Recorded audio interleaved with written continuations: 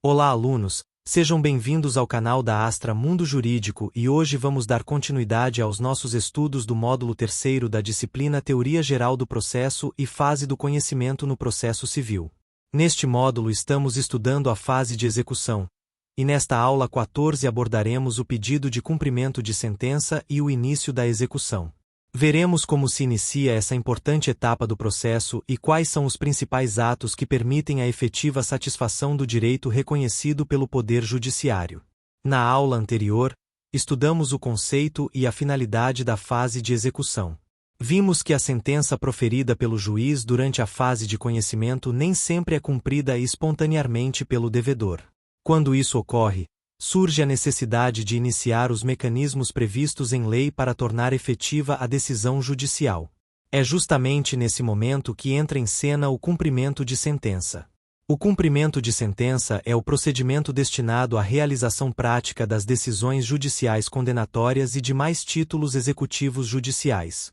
Ele representa uma continuação do processo de conhecimento, sendo considerado uma fase do mesmo processo e não uma nova ação.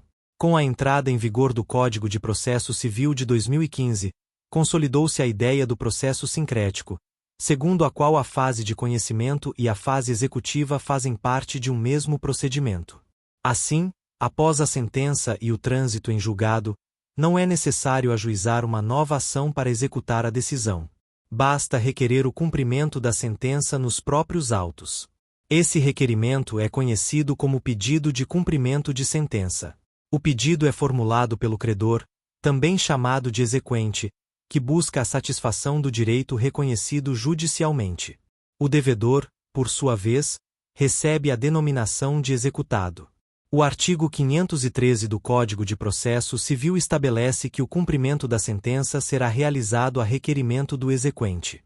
Isso significa que o juiz, em regra, não inicia a execução de ofício. É necessária a provocação da parte interessada, em observância ao princípio da inércia da jurisdição. O pedido de cumprimento de sentença possui grande importância, pois é ele que dá início à fase executiva. No requerimento, o credor deverá apresentar os elementos necessários para a realização da execução, especialmente quando a obrigação envolver pagamento em dinheiro. Nessas hipóteses, o exequente deverá apresentar demonstrativo discriminado e atualizado do crédito, contendo o valor principal da dívida, os juros, a correção monetária, eventuais multas e demais encargos previstos na decisão judicial. Esse cálculo atualizado é fundamental para que o devedor tenha pleno conhecimento da quantia exigida e para que o juiz possa adotar as medidas necessárias à satisfação do crédito. Recebido o requerimento, o magistrado determinará a intimação do executado para cumprir voluntariamente a obrigação. Quando se tratar de obrigação de pagar quantia certa, o prazo legal para pagamento é de 15 dias. Essa intimação normalmente ocorre na pessoa do advogado constituído nos autos. Caso o devedor não possua advogado, a intimação será realizada pessoalmente, por carta com aviso de recebimento ou por outro meio previsto em lei. O cumprimento voluntário da obrigação é sempre a situação mais desejável, pois permite a satisfação do crédito de forma rápida e evita a prática de atos executivos mais gravosos. Se o executado realizar o pagamento dentro do prazo legal, a obrigação será extinta e o processo será encerrado.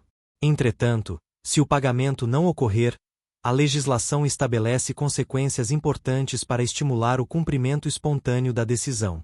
Uma dessas consequências é a incidência de multa de 10% sobre o valor da dívida.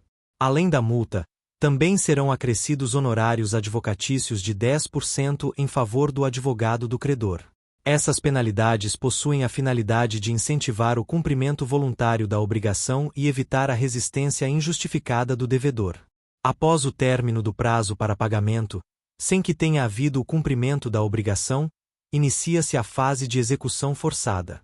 Nesse momento, o credor poderá requerer a prática de atos destinados à satisfação do crédito. Entre as medidas executivas mais comuns está a penhora. A penhora consiste na apreensão judicial de bens pertencentes ao devedor, os quais serão utilizados para garantir o pagamento da dívida.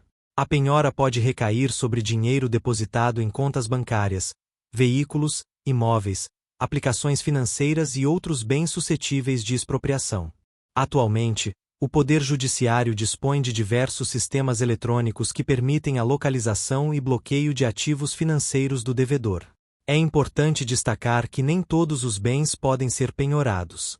O Código de Processo Civil estabelece hipóteses de impenhorabilidade, destinadas a proteger a dignidade da pessoa humana e assegurar condições mínimas de sobrevivência ao executado. Por exemplo, em regra, são impenhoráveis os salários, os vencimentos, os proventos de aposentadoria e determinados bens considerados indispensáveis à vida digna. Além da penhora, podem ser adotadas outras medidas executivas, como a avaliação dos bens, a alienação judicial e a entrega do produto da venda ao credor. Entretanto, o executado também possui direitos e garantias. O fato de existir uma sentença favorável ao credor não significa que o devedor ficará privado do contraditório e da ampla defesa. Pelo contrário, o processo de execução também está submetido aos princípios constitucionais do devido processo legal. Por isso, o executado pode apresentar impugnação ao cumprimento de sentença. A impugnação constitui o principal meio de defesa do devedor nessa fase processual. Por meio da impugnação, o executado poderá alegar, por exemplo, inexigibilidade da obrigação, excesso de execução, erro nos cálculos, pagamento já realizado, prescrição ou outras matérias previstas em lei. Assim, mesmo durante a fase de execução, permanece assegurado o direito de defesa e a observância do contraditório. Outro aspecto importante é que a execução deve observar o princípio da menor onerosidade ao devedor. Isso significa que, existindo diferentes meios capazes de satisfazer o crédito, deve-se optar por aquele que seja menos gravoso para o executado, desde que não prejudique os interesses do credor. Também merece destaque o princípio da efetividade da execução. O processo não pode se limitar ao reconhecimento teórico do direito. Sua finalidade é proporcionar resultados concretos e garantir a satisfação da obrigação.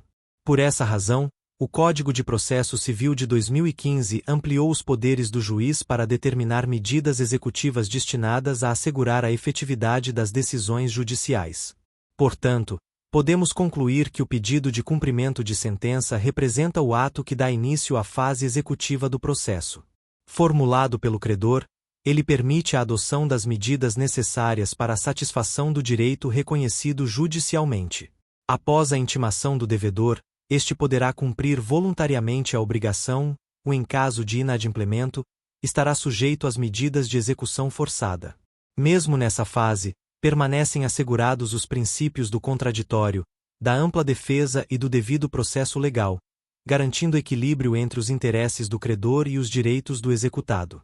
Na próxima aula, continuaremos nossos estudos sobre a fase de execução, aprofundando os mecanismos executivos e os meios de defesa do executado previstos no Código de Processo Civil. Até a próxima!